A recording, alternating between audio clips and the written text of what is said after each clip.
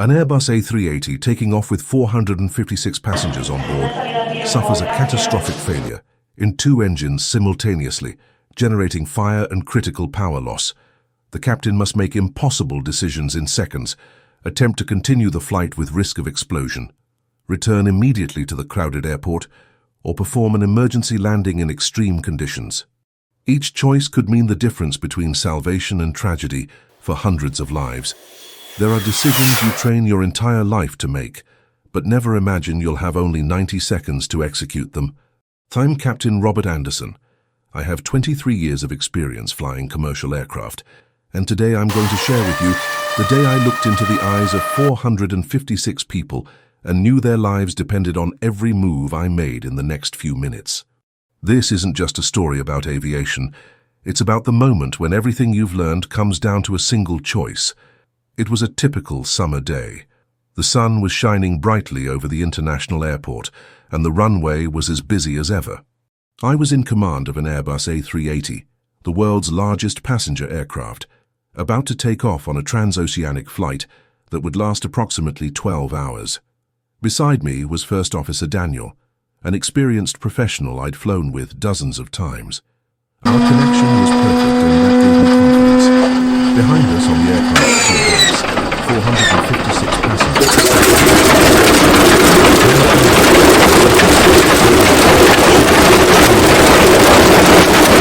Their dreams, their stories, their destinations. The cabin crew had completed all safety checks, and the flight attendants were reviewing the final details before takeoff. I could hear the passengers murmur through the cockpit door, that anxiety mixed with excitement that always precedes an international trip. We completed all pre-flight checklists.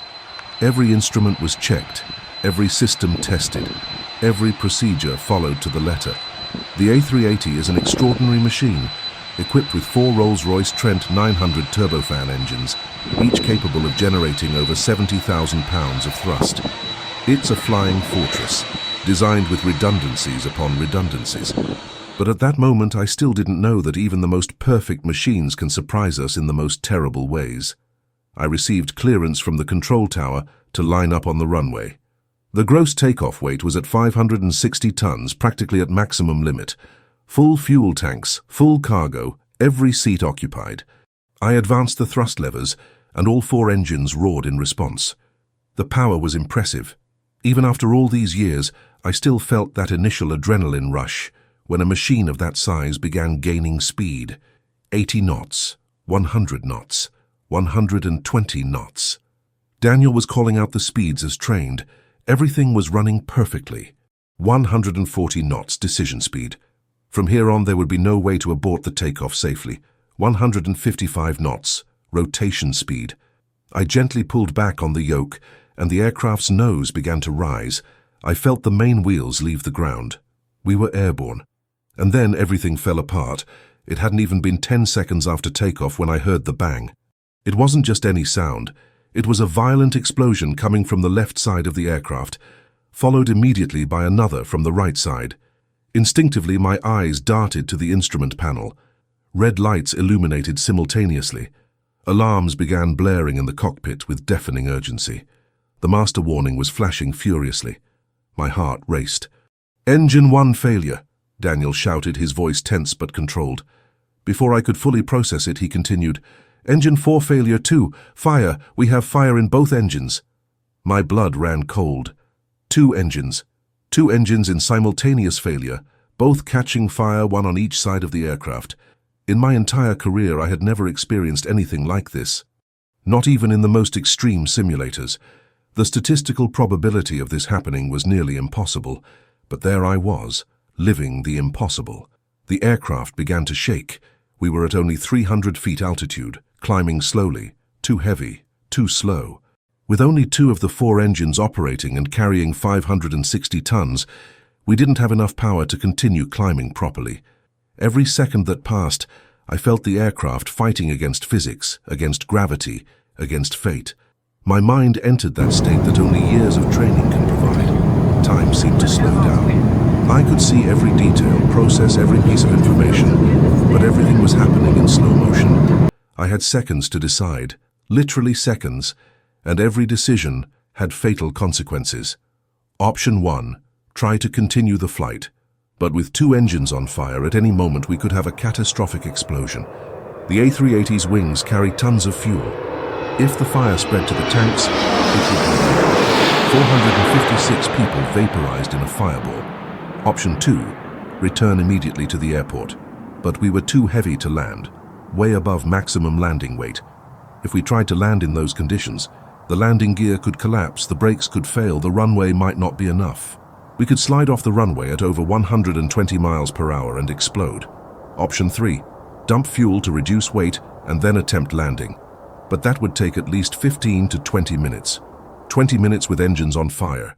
20 minutes hoping the wing structure wouldn't give way. 20 minutes that might not exist. Robert, we need to decide now. Daniel's voice brought me back. He was right. There was no time for deep analysis. No time to consult manuals. No time to think through all the possibilities. I looked out the side window. I could see the thick black smoke pouring from engines 1 and 4, orange-red flames licking the nacelles. My stomach churned. Behind me, 456 people had no idea of the hell we were living through at that moment. Executing engine fire procedure, I said, my voice surprisingly calm. Daniel, engine 1. He immediately pulled the engine 1 shutdown lever, cutting fuel and hydraulic systems. Then he activated the fire suppression system, discharging the first fire extinguishing agent. We did the same with engine 4. The alarms kept sounding.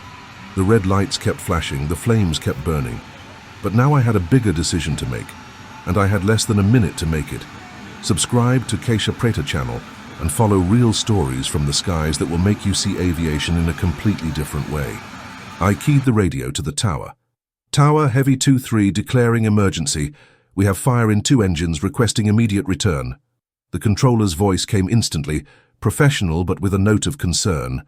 Heavy 2-3, emergency confirmed. Cleared for immediate return, runway 36 available. All aircraft diverted. Emergency services activated. I knew what that meant. Fire trucks, ambulances, rescue teams, everything was being mobilized at that exact moment. They expected the worst. I couldn't blame them. So was I. I initiated a left turn, gentle but deliberate. The aircraft responded slowly, heavily. With only engines 2 and 3 operating, every maneuver required more effort, more precision. We couldn't afford any mistakes. Not 1 degree of extra bank, not 1 knot less speed. We were on the edge of the aircraft's performance envelope. Speed dropping, Daniel alerted. 220 knots. It was too low, dangerously low. But we couldn't increase speed without climbing, and we couldn't climb without more power. We were trapped in a deadly balance, a balance that could break at any second. I looked at the flames again. They were still there, persistent, hungry. The first extinguishing agent hadn't been enough. We had a second agent, but if we used it now and it didn't work, there would be nothing left. It would be our last card. Discharge second agent, engines 1 and 4, I ordered. Daniel executed without hesitation. We waited. 5 seconds, 10 seconds, 15 seconds. The flames diminished but didn't extinguish completely. There was still fire, still danger. We were still seconds away from catastrophe. That's when I felt it. A different vibration. It wasn't from the damaged engines, it was something in the structure. The left wing was shaking in a way it shouldn't. The extreme heat from the fire was compromising structural integrity. If the wing gave way, there would be nothing I could do. No training, no skill, no miracle could save an A380 with a compromised wing. At that moment, I looked at Daniel. He'd felt it too. Our eyes met for a fraction of a second, and I saw in them the same fear I felt. But I also saw determination, confidence. He believed in me, and I needed to believe in myself too. I did something that goes against all training. I slightly reduced power on the remaining engines. It seemed crazy. We'd lose more altitude, become even slower. But I needed to reduce the stress on the wing structure. I needed to give it a chance to hold until we landed. The aircraft began descending faster. 250 feet, 200 feet, 150 feet. We were dangerously low, still miles from the airport. If we descended much more, we wouldn't be able to reach the runway. We'd have to land wherever possible, and with an A380, there aren't many options. Robert, Daniel began, his voice laden with tension. "I know," I replied. "Trust me." And then I made the riskiest move of my life. I increased power again, but just enough to stabilize altitude. No more, no less. It was an impossible balance, a razor's edge between flying and falling, between saving everyone or losing everyone. The runway was in sight. 3 kilometers, 2 kilometers. We were aligned, but still too heavy, still too fast, still on fire. The alarms wouldn't stop. The lights wouldn't stop. My heart wouldn't stop. 1 kilometer, 500 meters. Runway threshold. I cut power to the engines. The aircraft began descending rapidly. I pulled the nose up slightly to control the descent rate. 300 feet, 200 feet, 100 feet. 50, Daniel called. 40, 30, 20, 10. The touchdown was brutal. 560 tons impacted the concrete with a force that shook every bolt in the aircraft. But the landing gear held. I deployed the reversers on engines 2 and 3. I stood on the brakes with everything I had. The aircraft decelerated violently. I could feel the brakes overheating, the smell of burning rubber invading the cockpit. 2,000 meters of runway. 1,500. 1,800. We were still too fast. The runway was running out. 500 meters. 300. 200. And then, finally, 100 knots. 80 knots. 60 knots. We stopped. We simply stopped. I sat there, hands still gripping the yoke, body shaking with adrenaline. Daniel beside me was breathing heavily.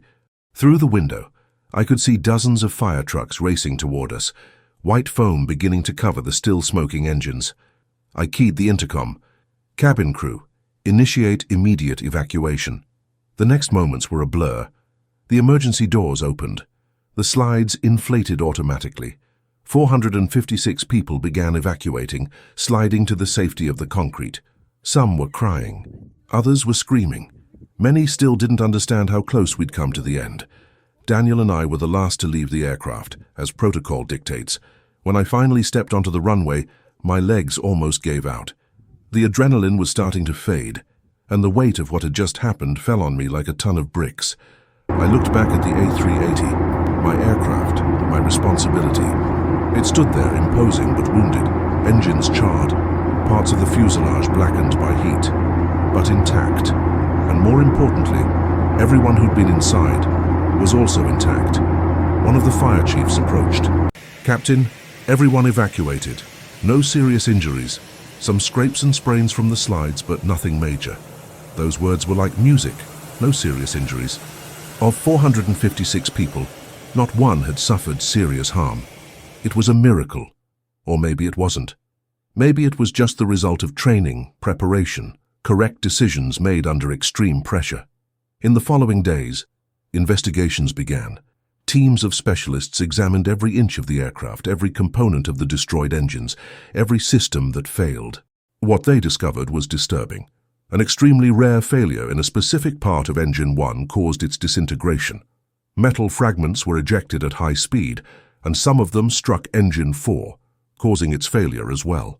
The probability was 1 in several million, but it happened. I participated in dozens of meetings, debriefings, analyses, procedure reviews. Every decision I made in those 90 seconds was dissected, examined, questioned, and you know what they found? That I'd done everything right. Not perfectly, because perfection doesn't exist in an emergency, but right enough. Right enough for everyone to go home. I received calls from many of the passengers in the following weeks. Some wanted to thank me. Others wanted to understand what had really happened. An elderly lady told me something I'll never forget. "Captain, I've already lived 82 years. When I felt that violent braking, I thought my time had come. But then I saw my grandchildren waiting for me at the terminal, and I knew you had given us a gift. The gift of one more day." I returned to flying 3 months later. Many people asked me if I was afraid, if that experience had traumatized me. The truth? Yes, it changed something in me. Every time I do the pre-flight checklist, I'm a bit more thorough. Every time I accelerate for takeoff, I'm a bit more alert. Every time I look back and see the passengers, I remember that each one of them has entrusted their lives to me. But I also learned something fundamental that day. I learned that all the training, all the simulator hours, all the seemingly boring and repetitive procedures All of that exists for a reason. When you're at 300 feet with 2 engines on fire and 456 lives in your hands, you don't have time to think. You act. And your actions are the direct result of everything you've learned, trained, and internalized over the years. I also learned about the importance of team. Daniel wasn't just my first officer that day. He was my partner, my support, my second mind. When I was focused on flying the aircraft, he was managing the systems. When I needed confirmation, he was there. The cabin crew, who evacuated all those passengers in less than 3 minutes, demonstrated extraordinary professionalism. The air traffic controllers, who immediately diverted all traffic and prepared the airport for our emergency. The firefighters, who covered that aircraft with foam before we even stopped completely. It was a symphony of professionals working in perfect harmony. And I learned about decisions, about how sometimes there isn't a clear right answer. There's only the best answer you can give at that moment, with the information you have, under the pressure you're facing. I could have made different choices that day. Could have tried to continue the flight, could have dumped fuel before returning, could have landed faster or slower. Each of those choices would have led to a different outcome. I'll never know if my path was the best possible, but I know it was good enough. Today, when I tell this story to new pilots, I always emphasize the same point. You're going to spend most of your career never facing a real emergency. You'll make thousands of routine flights safe without incidents. But everything you do, every checklist you complete, every procedure you follow, every training session you attend, all of that is preparation for that one day. That day you hope never comes, but might come. And when it does, you need to be ready, because it's not just about flying.